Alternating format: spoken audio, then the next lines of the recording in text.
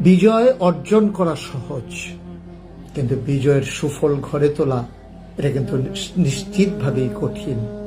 আমরা রাসূল সাল্লাল্লাহু আলাইহি সাল্লামের জীবনীতে দেখেছি, উনি যখন কোনো যুদ্ধের ময়দান থেকে ফিরে আসতেন বিজয়ীর ভেষে, তখন সবাইকে বলতেন, তোমার রণসাজ খুলবে না, তোমরা অপেক্ষায় থাকো, কারণ বাতিল শক্তি যে কোনো সময় আবার আমাদের উপরে ঝাঁপিয়ে পড়তে পারে।